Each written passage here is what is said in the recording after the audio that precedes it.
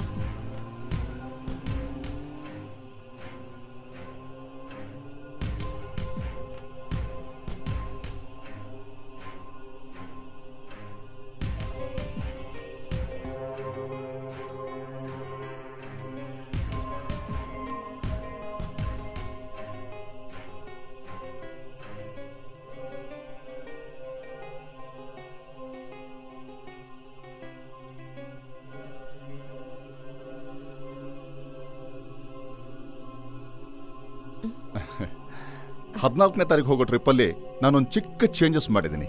ಏನ್ ಸರ್ ಅದು? ನಾವಿಬ್ರು ಒಟ್ಟಿಗೆ ಹೋಗೋಣ, ಒಂದು 2 ದಿನದ ಮಟ್ಟಿಗೆ ಅಷ್ಟೇ. ನಿನಗೆ ಏನ್ ಬೇಕಾದ್ರೂ ಕೊಡ್ತೀನಿ. ಓಕೆ, ಬರ್ಲಾ?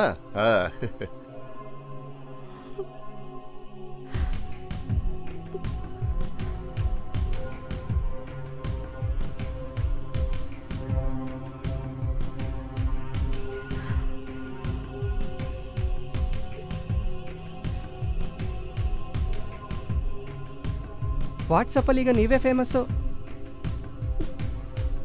ಸುಮ್ಮನೆ ಹೇಳ್ಬಾರ್ದು ಕಣೋ, ವಾಟ್ಸಪ್ಪಲ್ಲಿ ಇವಾಗ ಇವರೇ ಫೇಮಸ್ಸು.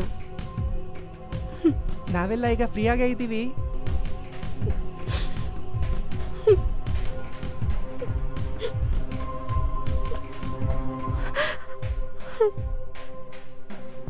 ಕೊನೆಗೆ ನನ್ನ ಮನಸ್ಸಿನಲ್ಲಿ ಇರೋದನ್ನ ಅವಳ ಹತ್ರ ಹೇಳಬೇಕು ಅಂತ ನಿರ್ಧಾರ ಮಾಡ್ಬಿಟ್ಟೆ.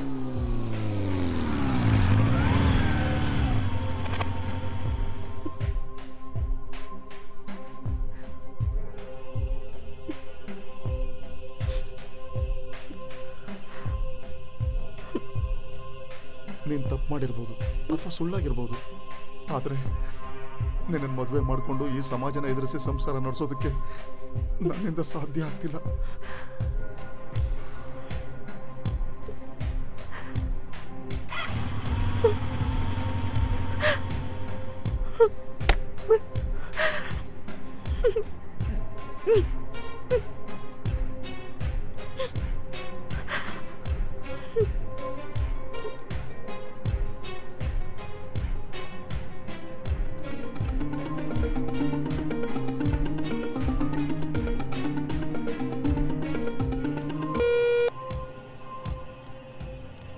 What?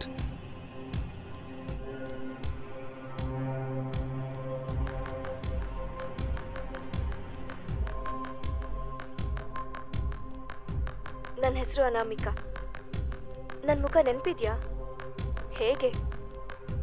ನನ್ನ ಮುಖನ್ ಬಿಟ್ಟು ನನ್ನ ದೇಹನ ನೀವೆಲ್ಲರೂ ನೆನ್ಪಿಟ್ಕೊಂಡು ನೋಡ್ತಾ ಇದ್ರಲ್ಲ, ಅದು ತಾನೇ ನಿಮಗೆ ನೆನಪು ಬರೋದು. ಮೊದಲು ನಿಮ್ಮ ಹತ್ರ ಒಂದು ವಿಷಯನ ಹೇಳ್ತೀನಿ. ಇವಾಗ ಇದನ್ನ ನೋಡ್ತಾ ಇರೋ ನಿಮ್ಗೆಲ್ರ ಬಗ್ಗೆನೂ ನನಗೆ ತುಂಬಾ ಕೀಳಾಗಿ ಅನಿಸ್ತಾ ಇದೆ. ಟೆಕ್ನಾಲಜಿ ಇಷ್ಟು ಮುಂದುವರೆದಿರೋ ಈ ಜನರೇಷನಲ್ಲಿ ನೆಟ್ಟಲ್ಲಿ ನೀವು ನೋಡೋ ಹೆಣ್ಮಕ್ಳ ದೇಹಗಳು ಮೇಲಿರೋ ಮುಖಕ್ಕೂ ಅವ್ರ ದೇಹಕ್ಕೂ ಸಂಬಂಧನೇ ಇರಲ್ಲ ಅಂತ ನಿಮಗೆ ಯಾಕೆ ಗೊತ್ತಾಗ್ತಾ ಇಲ್ಲ? ಇಷ್ಟು ಸಾಧಾರಣವಾದ ವಿಷಯನ ನೀವು ಅರ್ಥ ಮಾಡ್ಕೊಳ್ದೆ ಅಂತ ಹೆಣ್ಮಕ್ಳ ಜೊತೆ ಎಷ್ಟು ಕೆಟ್ಟದಾಗಿ ನಡ್ಕೋತಾ ಇದ್ದೀರಾ. ನಿಮ್ಮಂತ ಗಂಡಸರು ಒಂದ್ ವೇಳೆ ನಿಮ್ಮ ಮಗಳದೋ ನಿಮ್ಮ ತಂಗಿದೋ ದೇಹನ ನೋಡೋಕೆ ಆಸೆ ಪಡಲ್ಲ ಅಂತ ಏನ್ ಗ್ಯಾರಂಟಿ?